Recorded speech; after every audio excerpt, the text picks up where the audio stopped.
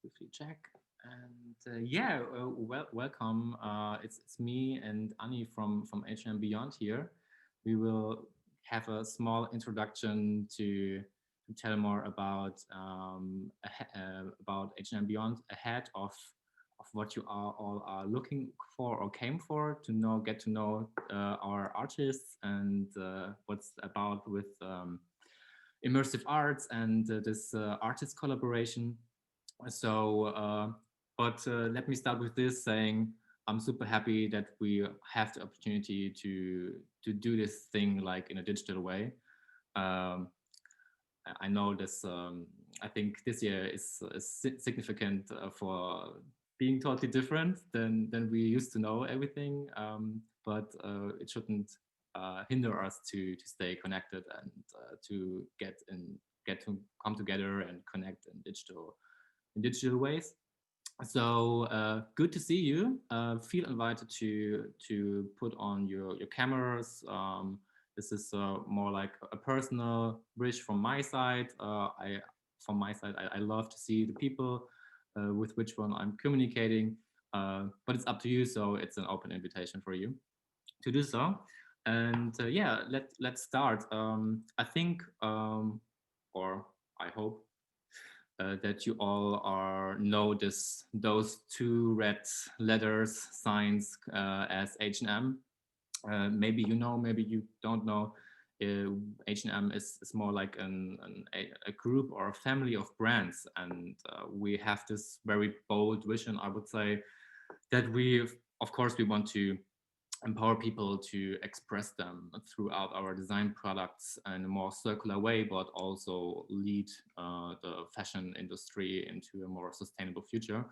So this said, I would say that we are mostly based on product-based transactions right now, but we strongly believe in the value of interaction and in more simple ways, we think and we strongly believe that collaboration and meaningful interaction is key for transformation and for a better future.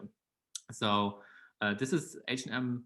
So we have this humble approach with H&M Beyond, and it's really a humble approach that we opened this physical co-creation space in Berlin, in Germany, based on actually meaningful interactions and fast-paced innovation projects. So we like this a bit of das gallische Dorf.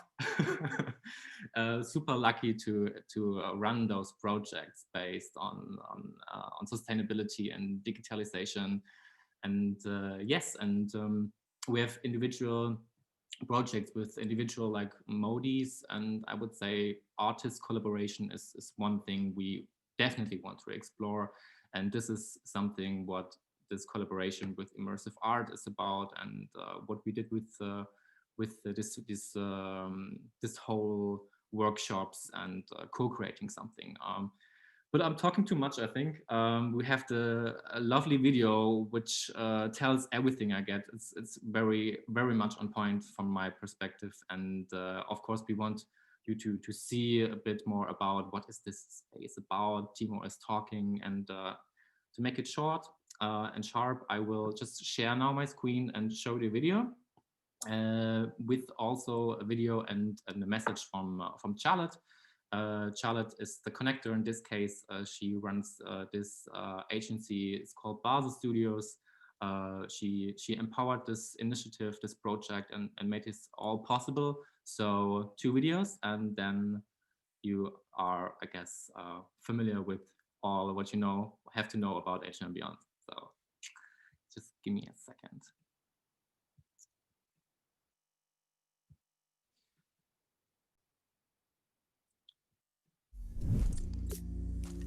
Hi, my name is Timo. I empower people and get empowered by them. You're here at H&M Beyond. H&M Beyond is a physical co-creation space in Berlin based on meaningful interactions and fast-paced innovation projects. What I really love is to see that we share the value of connectivity. We all believe in collaboration and co-creation for a better tomorrow.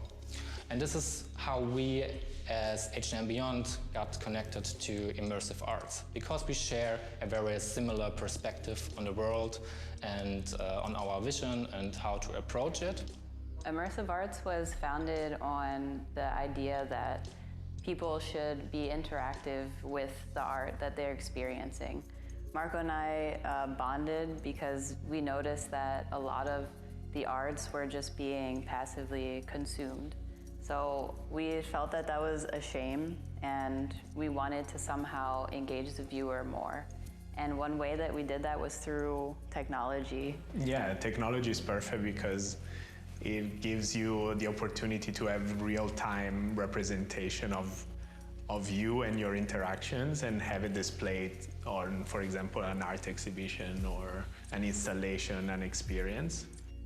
Maybe you agree with me that the connection or collaboration between artists and big corporates are not that obvious. So we wanted to explore that. We wanted to explore how can artists or young creatives, together with big corporates, come together in a new way and explore and learn from each other.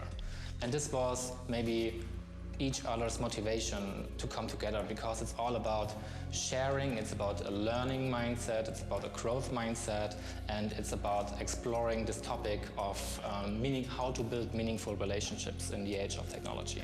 H&M Beyond is also about the question how to create more or raise impact.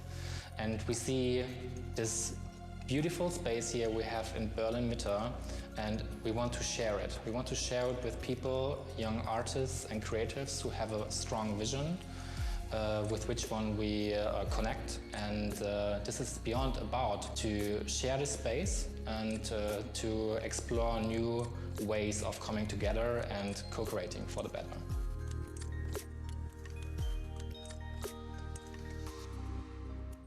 Hi everyone, I'm Charlotte from Baxter Studio, and we're the ones who brought together H&M Beyond and Immersive Arts for this wonderful project, because that's what we do. We match brands and creators for meaningful collaborations. And I personally think that this project you're about to discover in today's event is a perfect example for what's possible when a brand and creators share the same vision, the same values, and have equal ideas about the process and outcome. So enjoy the event, soak up all the inspiration you can, and stay healthy.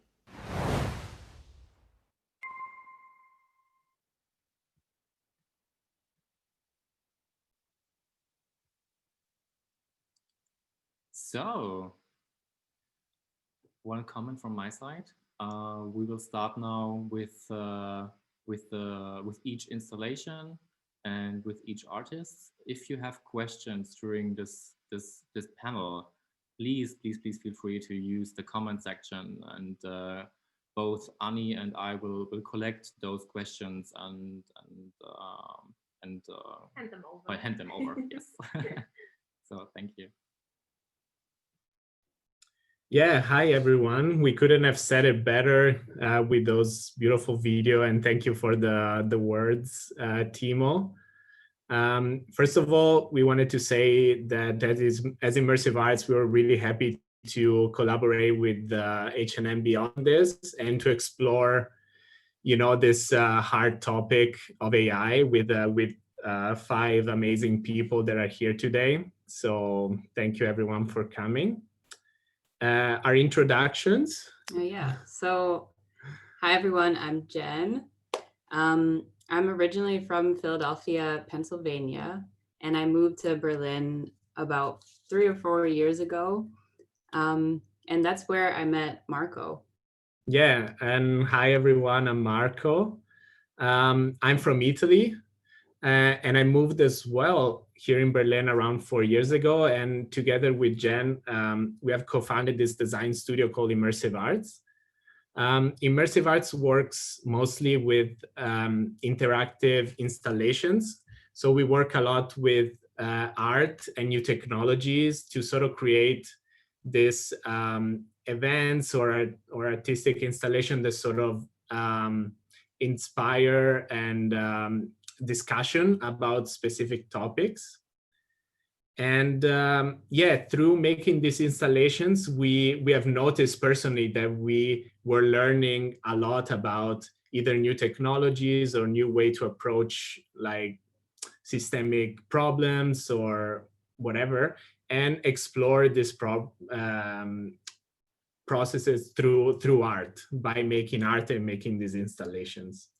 Yeah, so like Marco said, while we were creating our immersive experiences, we learned a lot about things like physics and nature, and we really wanted to share this process for learning and innovation with others. So that's kind of why we created the Aula Future Lab, to do exactly that. Yeah, basically the Aula Future Lab is this program that sort of was based on the way that we personally as a design studio sort of approach these problems and like critically think about them. So the mission was really to sort of facilitate creativity and innovative thinking through what we call like this art-based research approach and this design thinking approach. So it's very sort of art-based and project-based. Our process, which is the one that we have brought our 5 participants through, were, first of all, the structure is sort of like starts with a research period. So we consider like emerging technologies and possible social, political, cultural issues. Then we spend a lot of time critically thinking on them, and that's where sort of the really innovative and thinking out of the box comes in, even with people that don't necessarily never thought about specific topics like AI in this case. And so we consider all these social economical implications, for example. Then we conceptualize what we have seen and critically thought about, finding alternative ways for these technologies to exist, or different ways to see these systemic problems. And then at the heart of it is really this this making of the process. So of the project. So it's really project based. So we really encourage our participants to come up with product or like fake businesses or like speculative systems that really challenge what is here already in the now and really makes you look forward. So that's why it's really good for this sort of research and development and innovative thinking in general. Yeah, and the final piece of the system that we brought each participant through is the sharing piece. And that's why we're all here today, because we want not just to share what each artist has been exploring, but also for the artists to practice connecting with the broader public and seeing what you guys think about these ideas relating to artificial intelligence. So yeah, that's what the Aula Future Lab is about. We'll be speaking with each of the 5 artists. We interviewed them before they came into the lab. They all had to go through an application process. We wanted to select people who weren't necessarily already interested or experienced in AI, nor necessarily were artists. So that's how we wanted to test if this process could work. Can people learn about something as complex as AI through the art making experience? So that's kind of what the lab was for. So yeah, we have all the artists here. If you guys want to say hi when I say your name. We have Tariq Floyd, we have Beatriz Oliva, we have Girang Che, we have Rocio Guana, and Jinyu Chen. So hi everyone. We are definitely very happy to sort of share your what you have been spent your time on in this month, and sort of if it was challenging to talk about AI or like exploring these topics that maybe you were not really familiar with. Yeah, so just to put everything in a little context of what to expect in this panel, we're going to talk to each artist individually. We'll give a little introduction and background about their work, and then we'll follow up with a video, sort of how Timo shared. And the purpose of the video is really to give you a visual connection to each of their projects. Unfortunately, and obviously, we can't be physically together, so you can't see exactly the products or the systems that they've built with through this process. So that's kind of the purpose of the videos. We want you to be able to see what they worked on. And again, we're not AI experts here, and that's on purpose. We want to approach this topic from 5 different perspectives. So I think that's a really beautiful thing, to have a diverse set of opinions and methods for exploring. So definitely tune in to how each person has approached the topic of AI, and we'll encourage you to ask questions after each discussion. And yeah, that was really good for what I think that actually Timo said, and what H&M Beyond is trying to do also, which is sort of connecting this, opinions from outside people, depending on a specific technology, for example, and bringing it to other people, so it's really, this sharing part is really important. So yeah, to all the artists, we can jump in. Welcome everyone for coming. I think we will start with you, Tariq. Tariq Floyd, hi. Hey. Hi. So I'm gonna give a little bit of an introduction to Tariq. So Tariq is from Buffalo, New York, but later moved to study hospitality at the University of Hawaii and Manoa. So his studies taught him valuable skills about, setting the mood through curating lights, smells, and sounds. And this would inspire his interest in creating like safe, comfortable place for people. This is sort of like something that he really values. So Tariq is curious in this case about the intersection of human culture and artificial intelligence, and what sorts of like limits exist there. And so each artist in this program sort of explored an essential question with their project. And Tariq's question is, can AI predict something as human as culture? Also, he asks if this is true, could AI potentially help us making better financial decisions with this knowledge? Tariq explores these questions through another passion of his, which is the streetwear company Supreme and its secondary retail market. And in his installation, which is called Drop Day Cafe, Tariq creates sort of a physical space where resellers can bet with or against AI on what the next cool and hot item released by Supreme will be, and exploring a future where AI can really accurately predict, value and culture, this very cultural phenomenon. We have now like a short intro video about his project. And then after that, we can go into some little question for you, Tariq. Cool.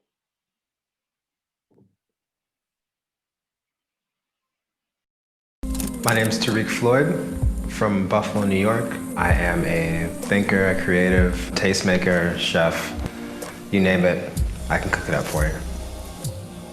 There's a lot of opportunity to make a prediction, and really the central idea is AI cooler than us?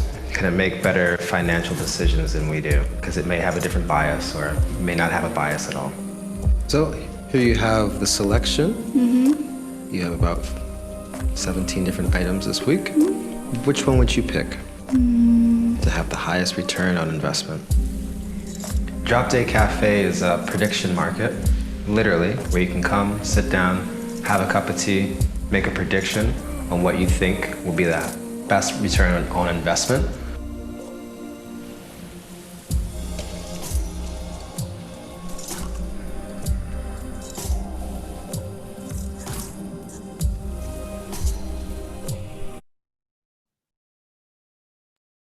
So yeah, nice video. So to go into it, like maybe a lot of people like are not really familiar with the Supreme, with the brand Supreme. So what is the Supreme like secondary market? And I wanted to ask you, like, why is it interesting to you, first of all, and how does it work? Yeah, that's a great question. Thank you for the beautiful video and the intro. Yeah, it's Supreme. The secondary market is basically the resale market. So these items have kind of a tertiary value, and depending on the artist, the particular item, there's a value that could be assessed after the fact, giving it kind of this residual value that for some people, it's the cost of sleeping outside overnight, outside of a store, trying to see if they can make an extra $100. Yeah, and like, why was it always interesting to you? Like, why, what does interest you about the sort of streetwear culture that you decided to sort of put it into this project? Yeah, I see it as it's this really big idea of supply and demand. Streetwear is kind of like architecture. It's kind of like it's like artwork, honestly. What we decide to display on our bodies translates into something bigger than us. So, like, one interesting thing that Supreme does, which is sort of connected to value, is that Supreme releases limited edition pieces, and they drop on Thursday. So that's where the Drop Day Cafe sort of comes from. So of course, the limited edition, the fact that there's only 20 is very attached to the financial value, right? So you always say like that you want the Drop Day Cafe to be sort of a betting, like it looks like a betting market. So I wanted to ask why like a cafe setting? Yeah, I think the cafe setting is kind of really important for the idea of making a transaction that's not so based on the idea of you know, just that, you know, the betting places that I think some of us are familiar with, you know, they come with some kind of drink or something, watch, you know, you get to watch the live sporting event or something, but to kind of build a space where there's the ability to enjoy a beverage or a treat and also, yeah, put some stakes on it. Right. Yeah, I mean, the first time I ever heard about this was with your project. I had no idea that there was a secondary market that existed out there in the ether. And it's kind of only possible because Supreme does like these limited edition items. So when they post it up, I guess a lot of people called resellers buy it and then they'll resell it. And to do that, you have to kind of know what people want. You know, I'm not going to buy a white t-shirt if nobody cares about white t-shirts, because then when I try to go resell it, it's not going to make any money. So I found that really interesting there. And then that you said it in a cafe setting was also interesting for me because it makes this a place that's social and that's calm and relaxing, that we can go and make these predictions. So I am wondering how you tied in your hospitality interests in curating this space for bedding, something that's kind of having a negative stigma. How did you kind of turn this into something positive with your taste making abilities? Yeah, I wanted to offer the consumer a premium good, and I think the tea that's selected by myself is definitely from some of the finer tea houses, and it's not so much about creating such a premium space, but creating a space where everyone can also feel the same. You know, we're selling nothing so special, but we're giving everyone the opportunity to make a prediction and possibly make some financial gain in this kind of realm that they feel comfortable in. You know, this is slightly about fractional ownership, and with that kind of concept, you know, it's people are already buying into these brands, so let's just help them buy in a little bit further through creating a environment and a space that is calm, isn't so based on like loud music, but it's more based on smell. Having like the smell of sandalwood, I think is an integral kind of scent for the location. Also the lighting, the materials that we use, whether it be like stainless steel or wooden, reclaimed wood. Um, it's all about really creating an environment where people can feel relaxed and also, yeah, really, I would love for people to be able to take their shoes off type of thing, like really take a second to sit down and just enjoy. Yeah. Do you think that that would affect someone's prediction or bet that they're in a more calm environment versus something that's chaotic and hectic?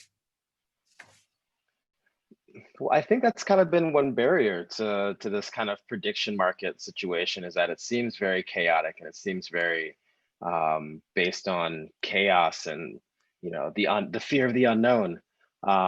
We don't really seek to do that for our consumer. I mean, we're kind of a financial advisor in a sense, where we want you to be able to calmly think about the like amount of money you're willing to, you know, invest, um, and to make a smart decision, and, you know, to make a rational decision. We don't seek to be like a McDonald's or Burger King, where you walk in, you smell French fries, you smell a hamburger, and now you want a French fry or a hamburger.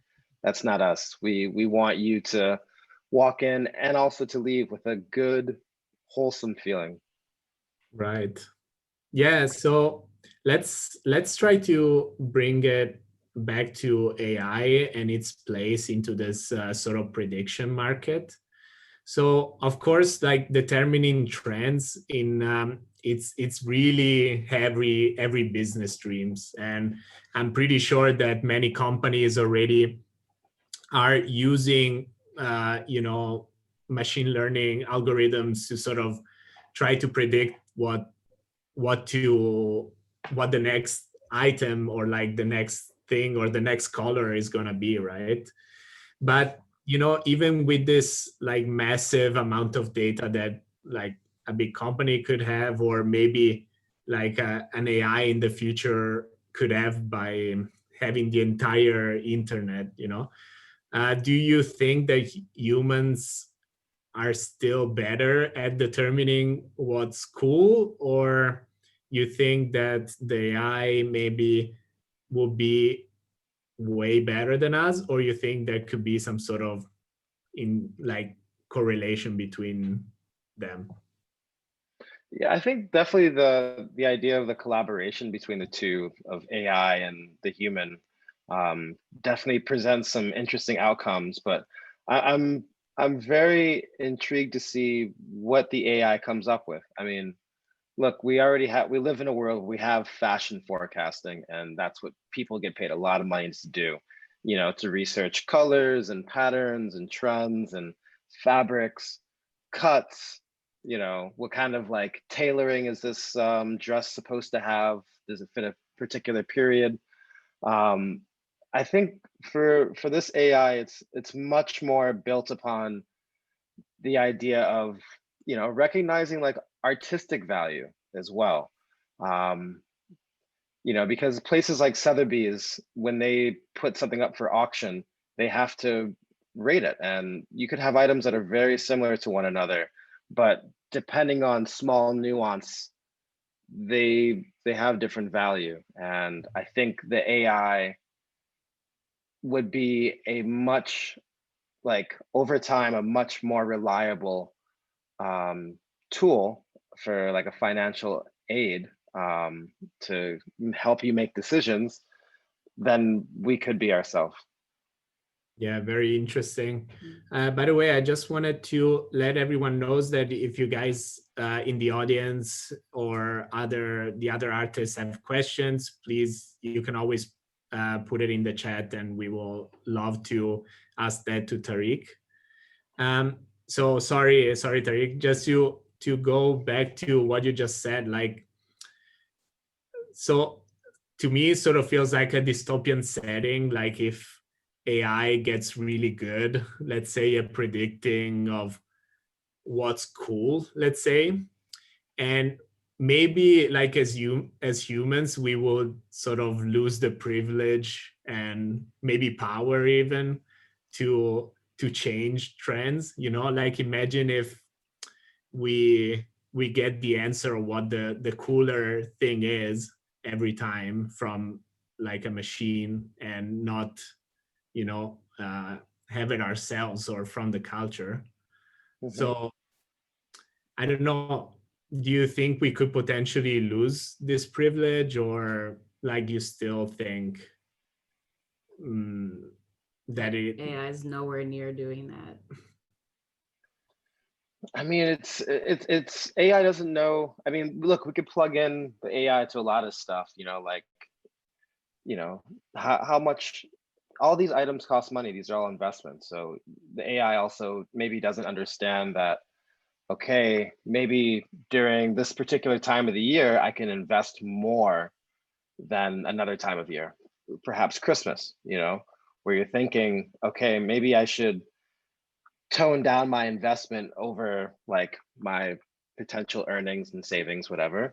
But at the same time, the AI is just going to maximize. It's the idea of like, if you gave the computer the idea to make staples, it would just ruin the world just making staples. That's its function. It just wants to make staples. So whatever it takes to make staples, the machine will do that. So I think it does have a factor in losing its coolness, but at the same time, look, as a human, there's certain things we might want. Maybe we have to buy something for someone else, and that changes our algorithm.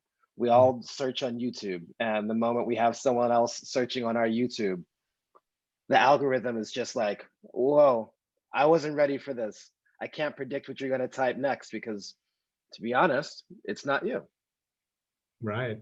Yeah, your project really touches upon this this intersection between like value and like culture and identity, through the stuff that through the streetwear. And so it's definitely, it was a very good dive into this these connections.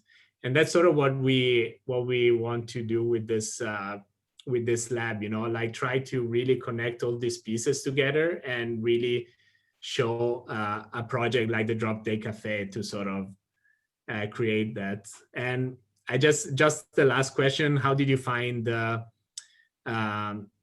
researching about AI as a process? It was cool. It's definitely everywhere. We don't really realize to what extent AI really plays a role in our life, but in 2020 it plays a huge role, and from algorithms to machine learning to deep learning, to making music, making art, AI is everywhere. But at the same time, we're still the artist, and we still have to tell the machine when to stop. That's awesome. Yeah, awesome way to end. Yeah, thank you, Tariq. Thank you very much. If you if you guys have questions, feel free. Otherwise, we can have like a Q&A at the end. And yeah, thank you very much, Tariq. I think it's time to hop to the next artist. Hi, Beatriz. Welcome. Hey. So a quick introduction. Beatriz is a designer from Chile, and she has a background in fashion and psychology. She loves investigating the power of fashion and of clothes. And she recognizes that what we decide to wear is rooted in our cultural attitude. And it's also a tool that we use to express who we are, even if we're not aware of it. Because AI is a reality that we're all facing, Beatriz sees it as a tool to actually collaborate with.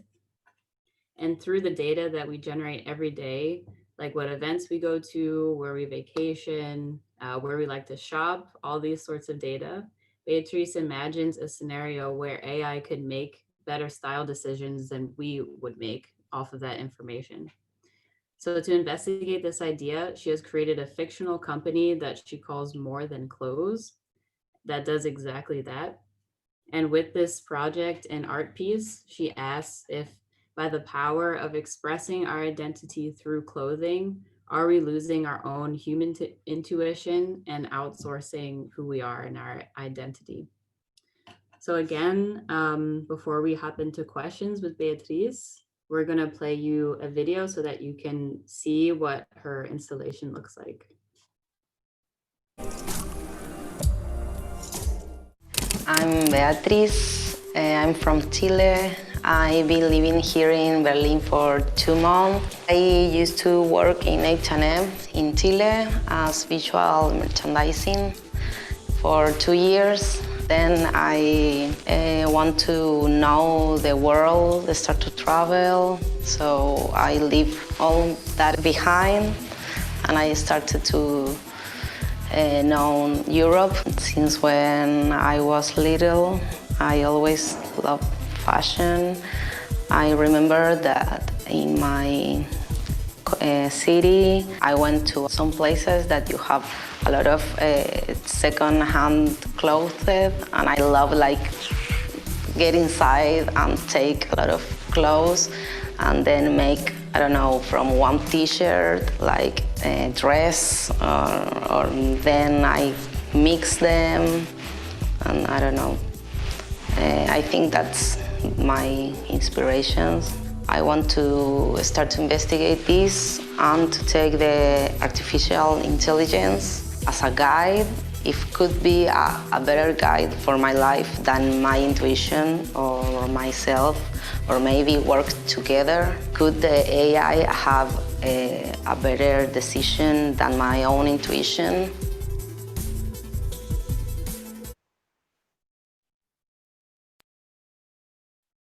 Awesome, thank you, Timo. So, Beatriz, hi. Welcome. Thanks for being here. We're excited to talk about your project. So let's start at the beginning, going back a little bit. So there are some people like me who think that what we wear doesn't really matter, or are kind of lazy in their outfit choices. They're kind of the opposite of those people who are always going shopping and they like to match their outfits and their sneakers with their bandana, and it's just like, yeah, they look fly. So I wonder why you think what we wear does matter. What would you say to those people like me who's like, I don't care what I wear? Okay, first of all, hi everyone. Thank you for this. So yes, I think that we wear matters because it's something that we do every day. The first thing that we do before we go out is get dressed. So it's the first presentation of yourself to the world. If you want it or not, you do it every day. So it's a thing you have to, I think that we live in a world of human being dresses. So maybe you don't care, but you do it every day. So if it is like this, it's better to think this like a tool, like as a friend. Yes, I think. Yeah, I agree. And it wasn't until like this project as well. I'm learning so much from you guys also. But it wasn't until this project that I started considering what I'm wearing a little more.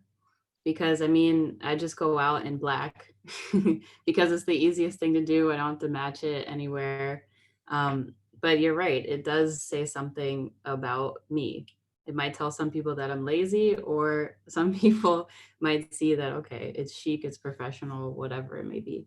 But yeah, I think it's interesting to consider that what we put on every day sends a message, and to consider that we can curate what we want that message to be. Do I want to wear red to be bold? Do I want to wear this to do that?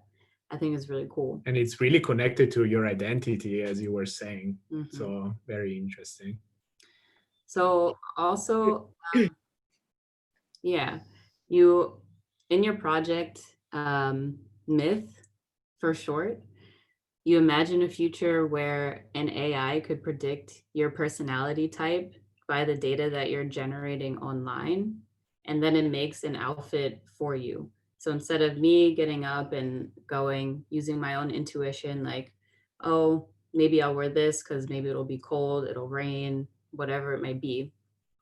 So assuming that this AI is right, like assuming that it's taking all of my data from like, what is the weather today outside? Who am I hanging out with? What music do I listen to? Where the artist might be inspiring me, like all these sorts of information that AI might have access to. Assuming all that's right, do you think that we will even need our human intuition anymore? Like, why use it if AI already knows better? I think human intuition, it has to be always with us. I see this like a magical thing that everyone has. Is so personal and so deep, and you feel it. So no, we have to maybe work together. But I mean, in important decisions, intuition is the best option that you can find. But I don't know, in clothes, maybe sometimes AI could be a good idea. But no, I always am going to prefer intuition, of course. Like the human intuition. Yes. Yeah, an interesting like comparison to your project is something like Spotify, because I think we are all kind of interacting with this idea when it comes not to our clothes, but with our music. So Spotify, as if no one knows, or if someone doesn't know, kind of creates like this Discover Weekly playlist that is based on what you've been listening to. And I personally love that playlist every time, you know. The only thing is that how do you discover new artists if it's just kind of giving you what you want to hear? It's kind of fun to find something different. So I agree that maybe there are some things that we can give the AI like complete authority over, but maybe there's other things that are more sacred that human intuition can be used for. So yeah, clearly what we wear says something about our identity, and completely giving it away, completely giving like the power to show who we are as people and what our identity is, may not be like the best thing in every case. Do you see a world where we could collaborate with AI, or do you think we should just keep it one way or the other? Like they decide everything or we decide everything? No, after I made this workshop, I think that the best option is collaborate, because as Tariq said before, AI, it's a reality in our world. So the best option is, yes, work together. And in some cases, like, I don't know, more like relationships and social things, maybe intuition, but in other things, I think AI, it could be a good idea, but always with the human collaboration and say stop at the same as said Tariq. Yes, I think. But I think that like the next step for us, it's to work together with AI and make great things with this. Yeah, I really like that in the end, you're at the end of the installation. So just for the audience, it's something that you walk through and you input information into an iPad. And then at the end, you're giving the option to decide whether what you are wearing, what you decided to wear today, says who you are accurately, or if what the AI chose for you, like the outfit that the AI chose, suits you better of what you were trying to get across. So at the end, it's nice that we still have a choice. You know, we don't have to accept what the recommendation of the artificial intelligence is giving us. We can still say, no, I think what I decided to wear is saying what's the best thing of what I'm trying to get across. Did you do that honestly to give the power back to the human person? What was the point of the choice in the end? I put that because I don't know if the people that did the app and the result, I don't know if the result it was good. So it was like an investigation, but yes, I did it for that, because I know if the AI said the good answer for the people that did it. Yeah, sort of to ask a feedback, let's say, to the people participating to the exhibition, which I hope it will come soon. Okay, perfect. I want to know too. Yeah, I can't wait for everything to open up again so that the audience, everyone can go and check out your installation. But thank you very much, Beatriz. It was awesome to hear more about your project.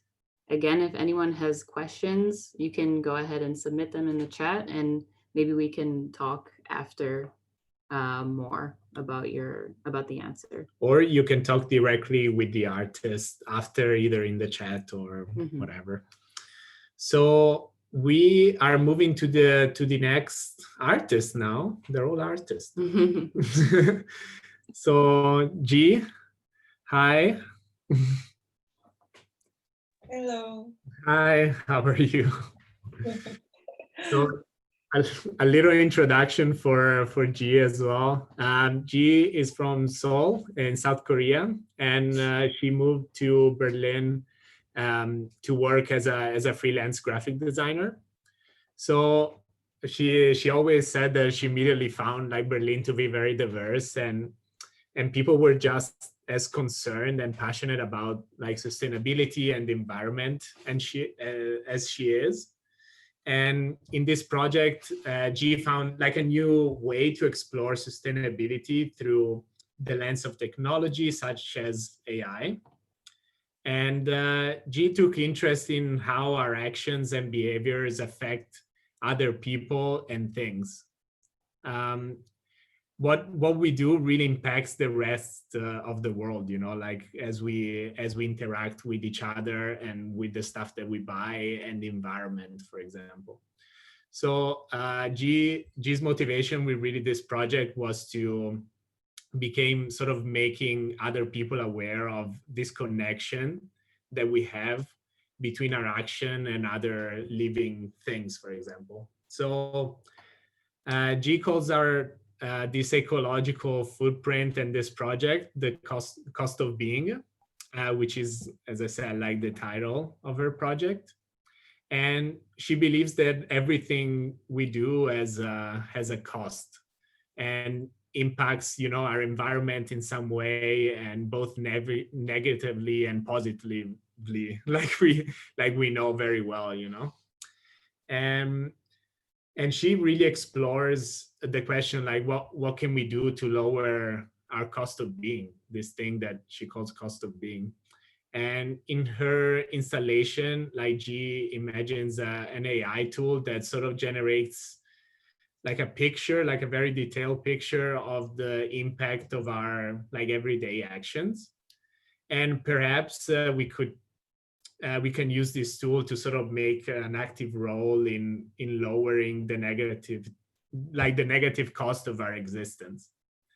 So we have also for G a little video, and we can play it, and we can go into the questions.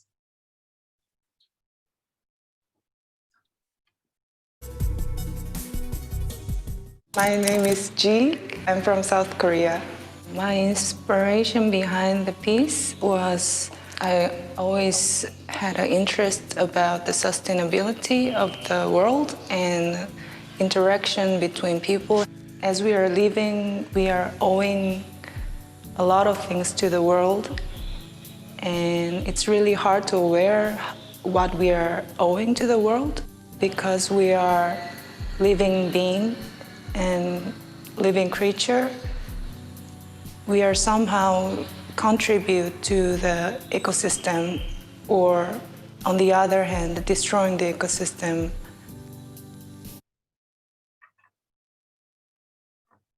So yeah, thank you, G, for the video. By the way, she's in Korea, so that's pretty cool. Hi. So just to jump into your project, like, what do you mean with cost of being? Like, you gave it a name to this installation and your project. So can you tell us more about that? So I thought about the life chain when I named the cost of being. For example, no life, no creature is living outside of this rule of nature, and we are using something to live, and then we are kind of making an expense of it. So I don't know, I thought it was like the cost that we spend. Yeah, because like you at the beginning, you were always talking about this invisible cost that we all have to pay, let's say, because we always, with our actions and the fact that we are all connected to this huge like system that is environment and society, it really, by doing our action, we really taking most of the time something away from the environment, or like from other people, you know, happiness maybe. So yeah, you were always talking about this, right? Like this this interconnection. Like, do you want to like talk a little bit about that? Like, it's because it's a very interesting point that you always like sort of said and talked about.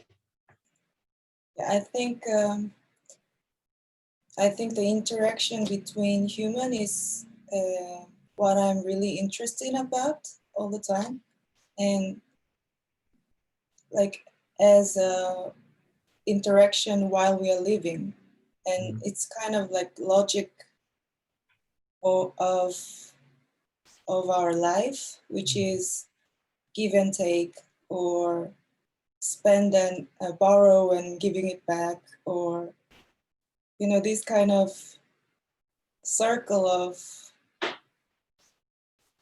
life that we always do. And then I think it's in environmental sense, it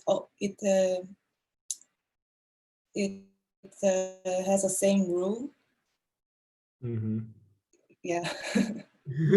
So like you've always told us that you were interested, like you've always been interested in like in sustainability and sort of the environment. I wanted to ask you like what, I know of course it is a very relevant topic and very interesting, but I want to like ask you personally what interests you about like this sustainability and environment topics, for example. Environment topics. Yeah, like what like interests you about the environment, for example, or like this I think now I'm very interested about the fact that maybe it's very subjective way, but I feel like we are taking so much, like so much, and then it seems like we are not giving it back at all. Or maybe even we are ruining something, like, so I feel like taking so much from something and then not giving it back is very unfair. And I don't know how people, like including me, how could we be okay about this unfairness? And maybe it's not only, it's not the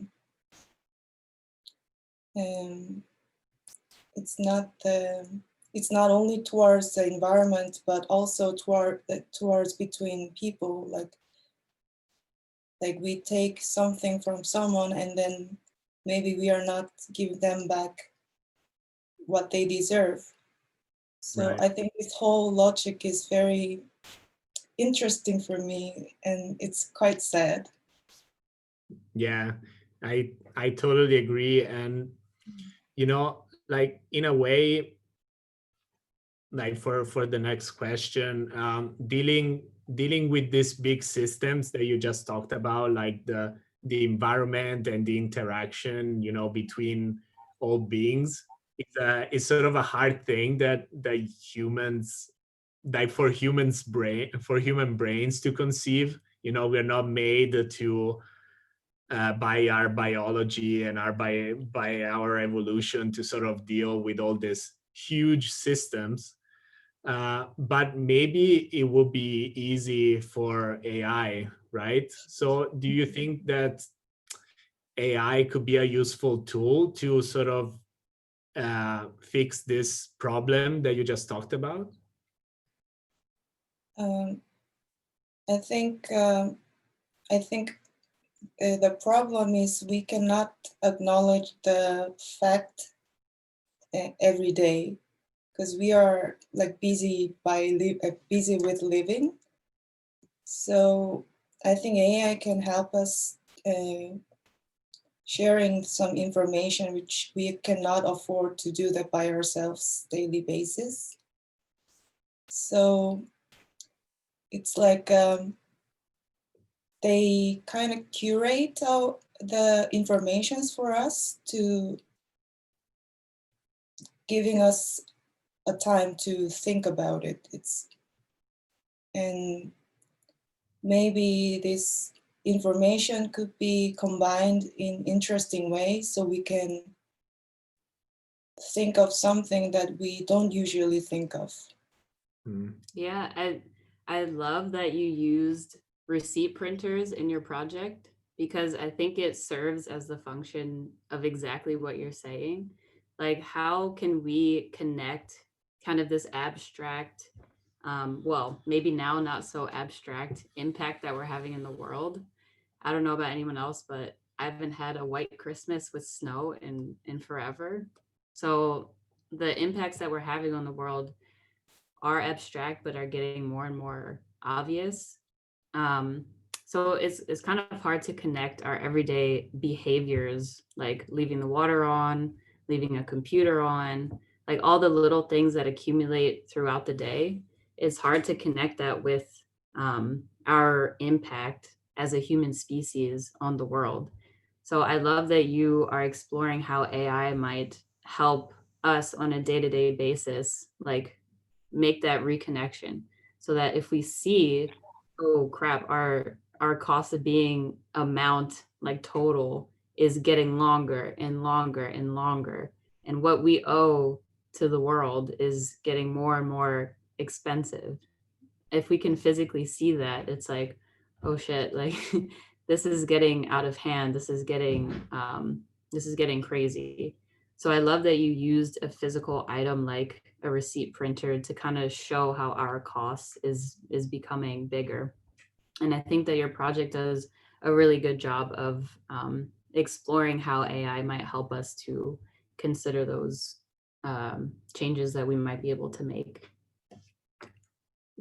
So yeah, so yeah, really. And in fact, like in all these receipts, you actually researched a lot and, placed actually a lot of like a huge amount of like resources, both online and on this like receipts printer by all like the research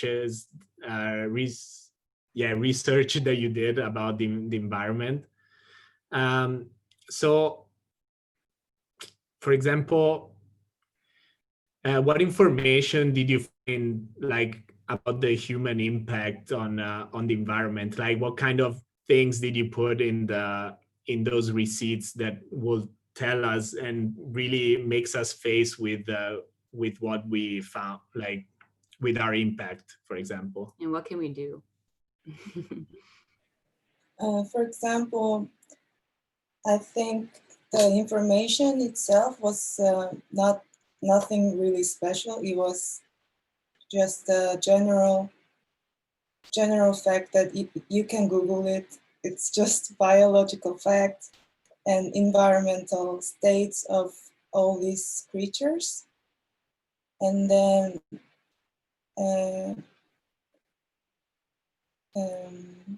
I think the interesting thing could be it's connected somehow consumption and expenses, like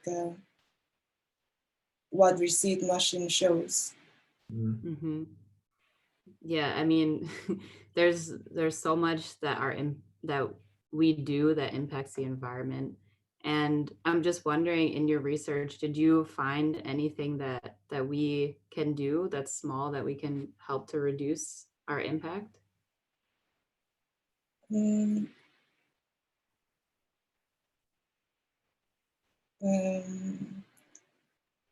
Like maybe I remember that on your receipt, you included like, okay, we're consuming a lot of resources. Is there like some thing like turning off water? I don't know. They always tell us to turn off the water, but I don't know how much difference does that make.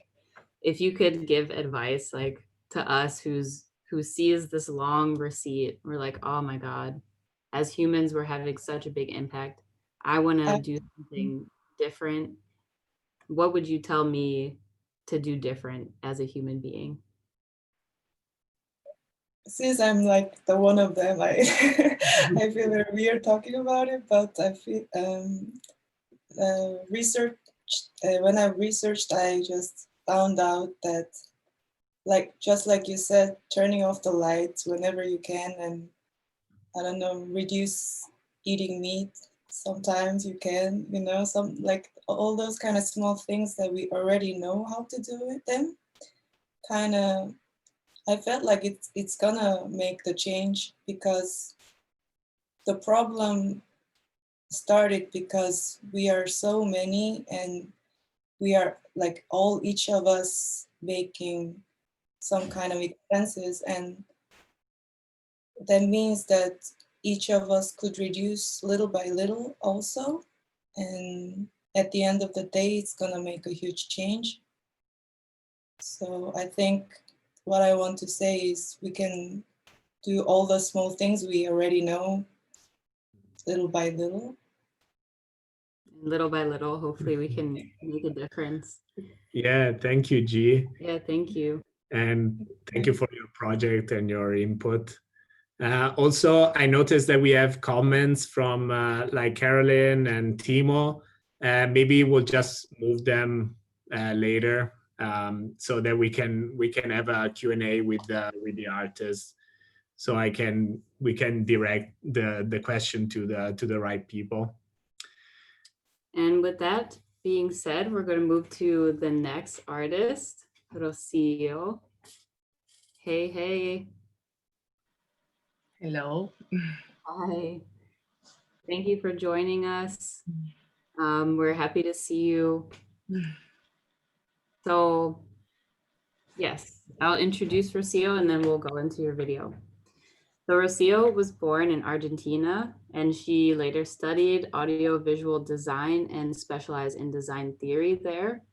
She gained skills in filmmaking and visual communication and became very interested in how to transmit an idea with images. During her research at the Aula Future Lab, she took an interest in how we handle our personal data online. She found that AI is a prominent tool in this area and that big data feeds its algorithms. She knew that during the project that she was interested in identity pretty early on and became fixed on the idea of a human narrative told through data. So seeing our identity told through data. One big concern for her is that we are giving away pieces of our identity every single day. And a lot of times we don't know what we're giving away or that we're giving it away. So for her installation titled Wear Your Data, Rocio builds a retail store where the guests can generate a t-shirt. And this kind of ironically displays your personal data that is taken through your social media and prints it there for everyone to see. So she takes that idea further by offering the guests the option to sell their data or to sell their t-shirt with the idea that if big companies are profiting, so should we. So again, thank you, Rocio, for being here. We'll play your video now to give the audience some visual context.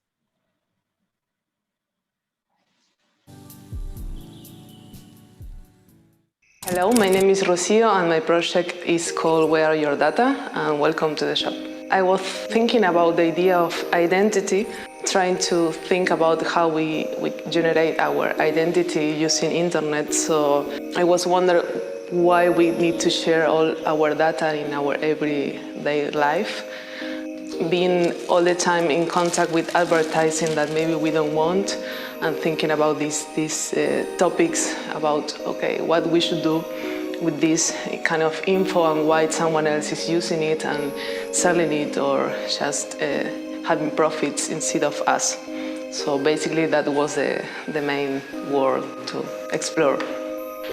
I think that the problem in the way that we manage our data is like we don't pay attention about what kind of steps we accept in our daily life, like accepting cookies or navigating in pages that we don't know which is the origin, no? And also like don't being aware of this critical data that we share that is part of our identity in the internet. And also because I think there is a kind of lack of knowledge about it. So if you don't want to use to share your data on your t-shirt, why you can do that every day without thinking, no? Like being aware and stop and think before accept everything we see in our screens.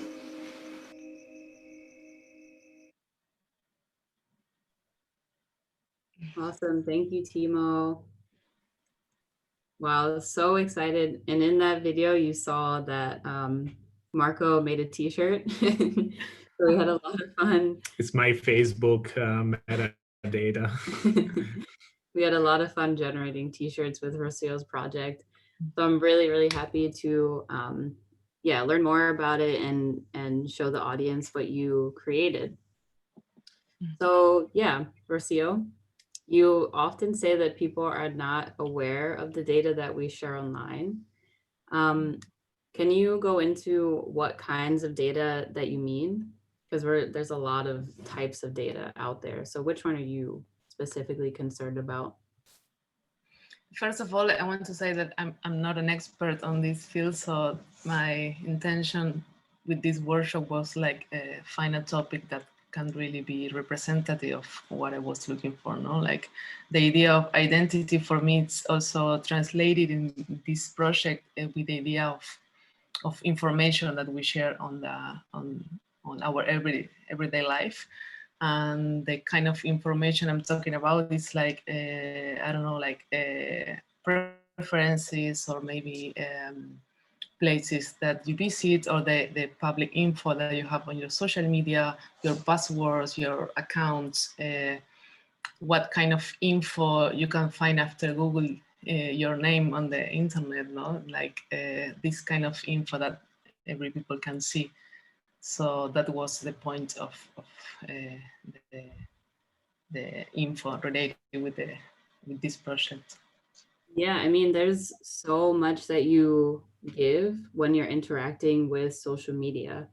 I mean, yeah, you have passwords, you have like a profile photo, but there's also like preferences. Every time you click a like button or a share button, you're kind of giving away tiny pieces of information that's saying that you like something or that you don't like something. And maybe you can explain a little why, although scattered, those pieces of data don't seem to say anything. Why would that be something to be concerned about if you're putting all those little puzzle pieces together?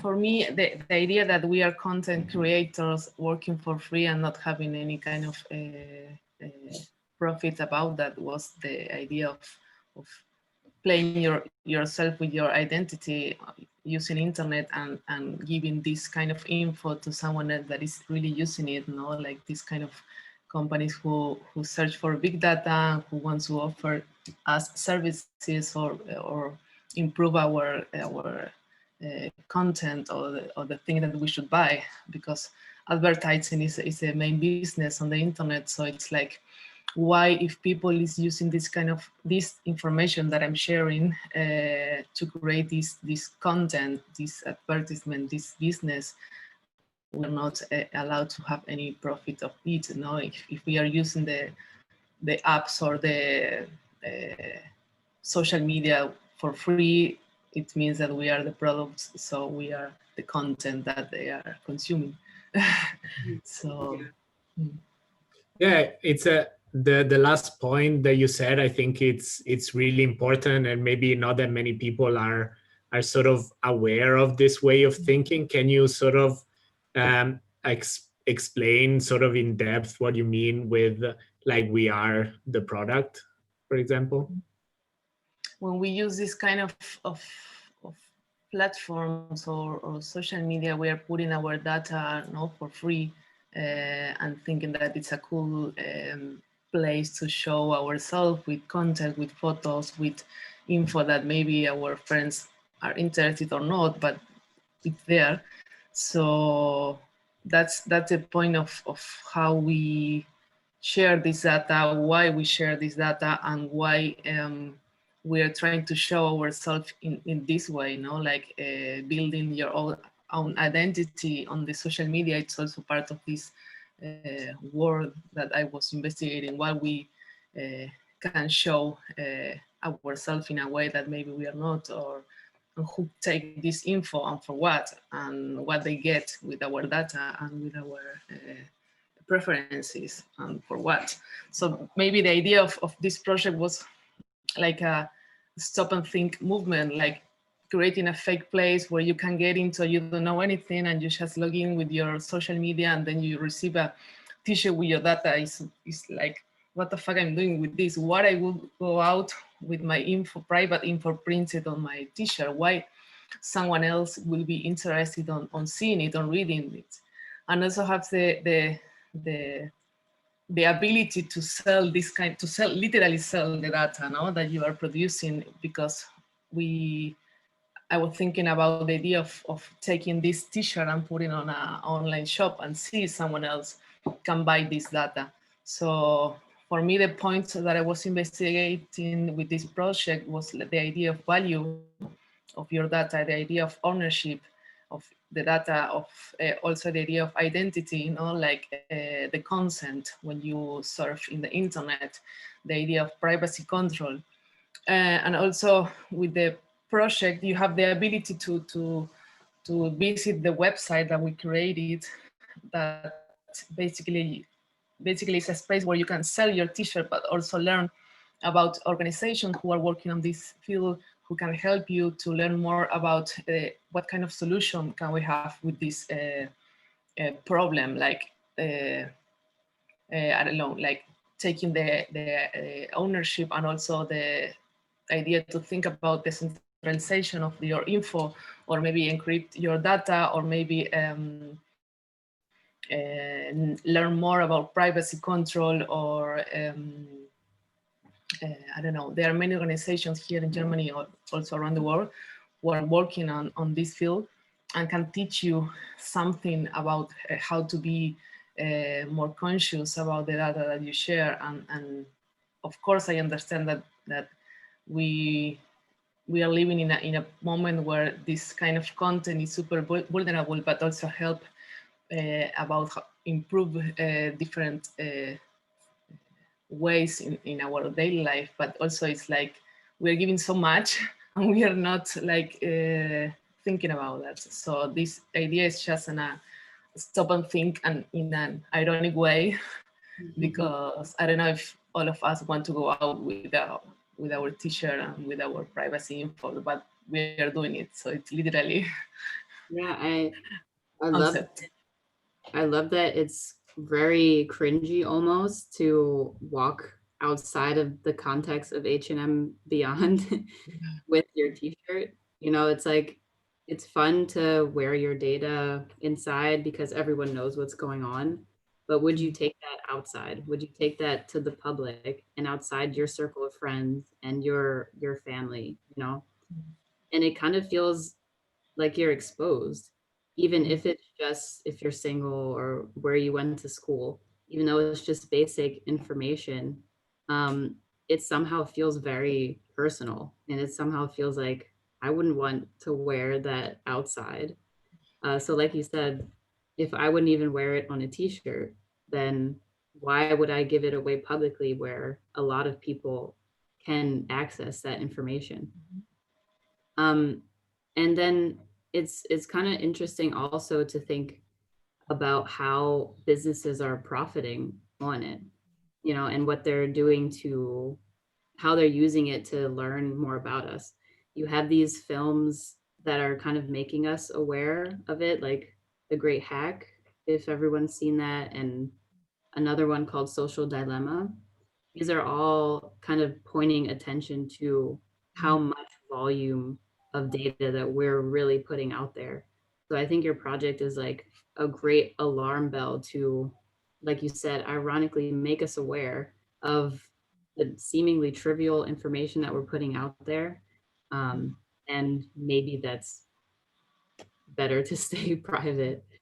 So I want to go back a little bit to something you mentioned, and that was that at the end of the installation, like they go through, they print their t-shirt, and then they can sell their t-shirt or sell their data. And I'm wondering if you can expand a little on data ownership and why you wanted to give the viewer the option to sell, to profit off of their own information. I think it's also the same ironic way of expressing the idea that like having a t-shirt on an online shop with your data, maybe you think that nobody would buy it, you know, like who wants to buy a t-shirt with my personal data? But actually on the internet, we are, I mean, millions of data are mined, stolen, given away. Like we are living this every day. Now it's like we have this content that is like personal and private, but we also have the the feeling that someone else is making profits of it. One of the videos that I share in the website for inspiration says that, okay, if I can decide on in which way I can share my data, for example, if I share my personal preferences about, I don't know, food to a place that offer a really good service, and I can tell them what I prefer, what I like, what I would love to buy, and they receive this info and can be better and improve the products, but also offering me, like, I don't know, a discount of yeah, for being this kind of for giving this info about how they can improve, or maybe just my preferences, and making this deal. Okay, I give you my personal info for you to improve, but I want something in exchange. Maybe in this case, it's a discount on food, but this is the idea of how you can play with these cards, because we are part of the game, but we are not able to play. Like we are not in the same places that people who really is doing it. So, but that's the idea of the shop. Like, put your info outside. Let's see if someone can buy it. But at the same time, it's the info that you're sharing and giving for free. Like, this is Yeah, I love that you're giving us the power to take control of our data and become aware of it. I hope again that we'll be able to see your project soon in person. Thank you very much, Rocio, for the wonderful chat and for explaining a little bit more about your project. So we are getting low on time. That's running away from us, but if you guys have time, we would love for you to stick around to talk with our last artist, Jinyu. Hi, Jinyu. Hi, Jinyu. Hi, thank you for being here. So a little intro for you as well, for Jinyu. So Jinyu is a student from China with a background in industrial design. So actually already from the beginning, like when Jinyu began to like researching in the lab, she always from the beginning took a very immediate interest in like artificial general intelligence and super intelligence AI, which I think that don't yet exist, but they sort of could potentially. And how we might cohabitate with it as humans. And also like a really interesting thing is like, what if AI truly becomes integrated to our lives and bodies, and we forget kind of who we are, or we forget even maybe our humanity. And I know this possibility seems very far-fetched, but there's already like relevant people in the tech and AI business, like for example Elon Musk with its Neuralink, that they're sort of already talking about having like virtual assistant like software directly embedded into our brain, so to really like become a different kind of human that is connected directly with the internet without like the hassle of having like a thing like your phone. And so Jinyu imagined that if we live in like this hybrid reality curated with our wants and needs by machines, we might need to like a reminder of what it means to be human.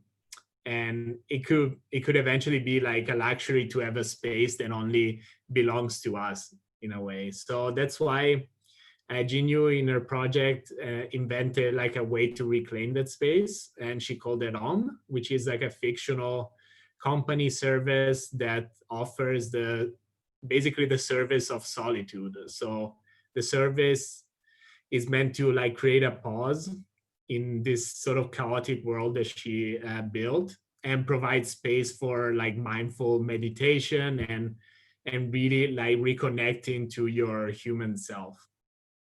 So we have again like a video for this, and we can go for questions, Jinyu.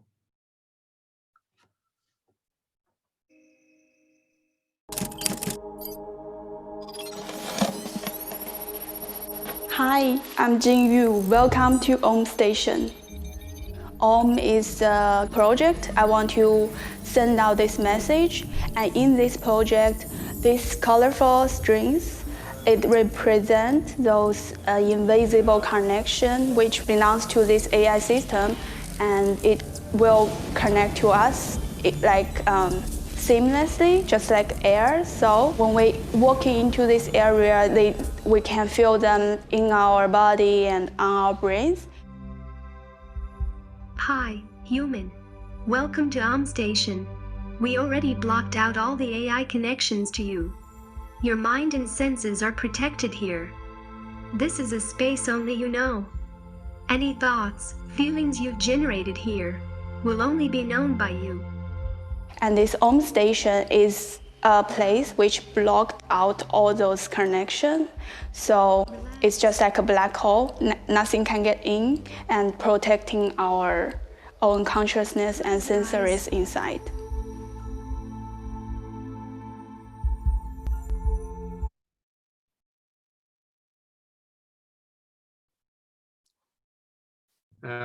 As I said, I would like one of those. Thank you. And she might be right.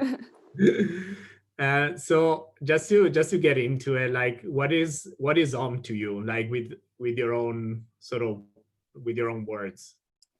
Yeah, like as you said, is a object that I speculatively thinking about our life cooperate with AI, those super AI in the future, which we are like, it's so become a normal in like AI become a unity with each human, and it becomes so normal in our everyday life, and like we might pay to be only with ourselves, like without any distractions, and to feel totally controlled by ourselves. Because I mean, becoming a unity with AI, it means we can we can expand our ability for sure. We can gain lots of benefit from that. But on the other hand, it also means we will lose part of the controls. Like we will get more distraction or influence from the outer world. So to balance that situation, which means like we need to create, or we need to spare those possibility and space for that situation. Yeah. Yeah, that's super interesting. And in fact, like you always talk about, imagine having like an AI seamlessly like interacting with us in the future. And yeah, you keep saying that it might have the power to make us sort of forget who we are as humans, like right now. Do you think that like we have a similar problem already? Like I was thinking, Leza in the chat just said she would like one of those, so she might be already. Yeah, I mean, I think I can say it is a trend. Actually, I also did lots of research. Even with nowadays our like this expanding of digital devices, there is increasing trend in our mental healthy problems like depression or anxiety, and even suicidal behaviors or extreme behaviors happening even more.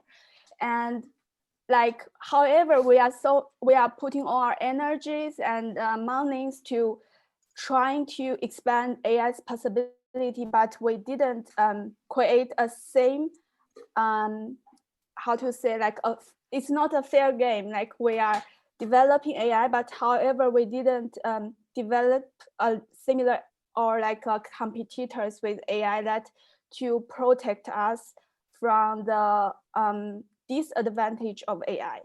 So, but with that problem, actually, there is already so much apps, or you can say the trends are created to help us to get rid of those distraction. For example, like there this kind of apps called like you can build trees to block your phone screens and to block like something like that, to block those distractions, to help us to like be more mindfulness. And I think we can do so much better. It's like using our community, like the time in the trains or the time we are having a walk, to help us guiding us to a more mindfulness state and to contribute to our own well-being. Yeah, I totally get it. And so we see these problems now with like notifications. Just a thing that it's, you know, it's on a phone and it's outside of our body and can really physically decide to take it away.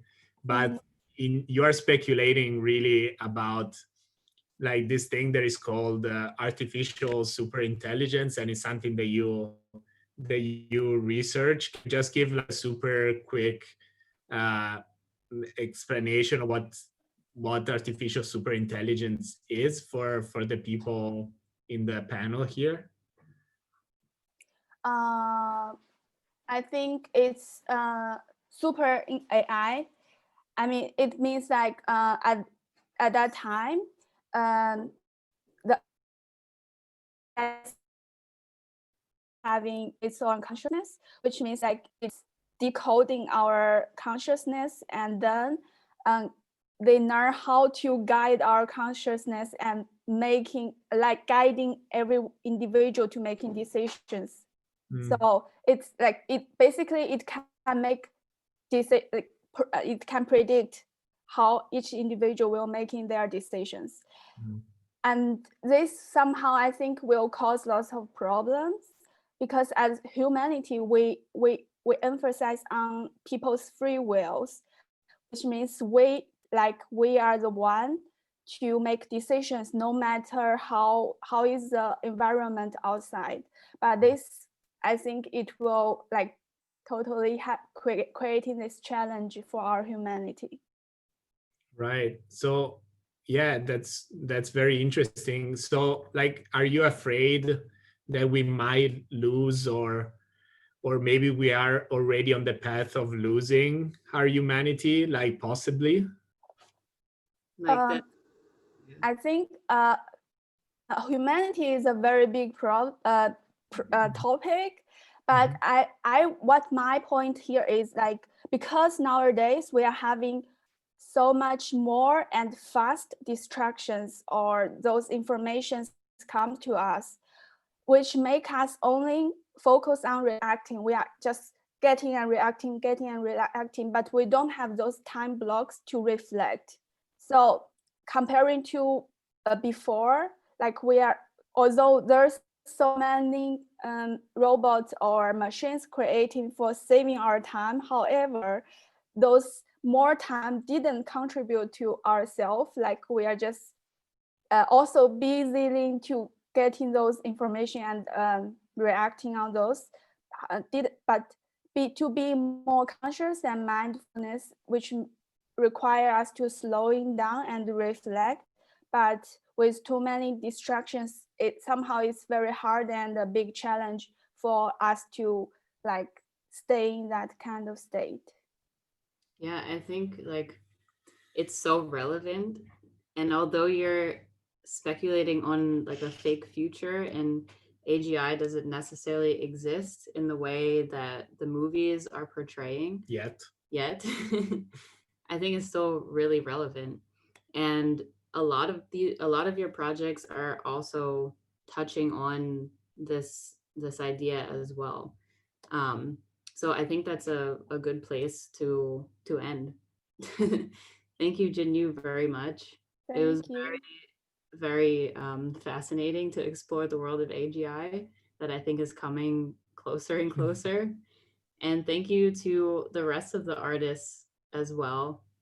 We're happy to have had you and glad that you have a chance to express what you guys are concerned about, what's on your mind, and what you wanted to explore with these projects. And we hope that the process of art helped you to do that. And yeah, thank you to you, the audience, for being here.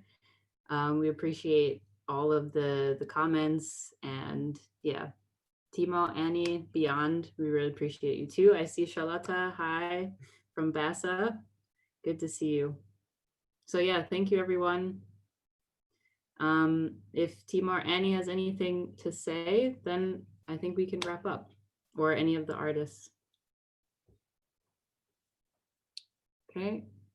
Yeah, we really thank you again, like to all the artists. We really want to remind that I don't think, if you guys agree with me, you didn't necessarily ever thought about the topic of AI, I would imagine, right? So it was very nice to like all come together and really like brainstorm a lot and really come up with this very interesting topic that are super relevant and super interesting to share. So that's why we're happy that we're also doing this panel, and we are recording it, so we'll probably post it for future people, and so that other people can see what your work has been done in this month. So as a final goodbye, we're gonna post a link to our site. If you're interested in learning more about Aula, you can. You can also follow these projects and more at our Instagram page at IMRSV Arts. That's IMRSV Arts. We're on Facebook and Instagram. And yeah, to future people who might want to participate or host a workshop, feel free to give us an email or a message. Other than that, thank you very much. We appreciate it. And if you want to stick around for questions, maybe. Yeah, if you can, we'll linger a little longer. Okay, Bye, everyone. Bye. Bye, guys. Thank you for everything.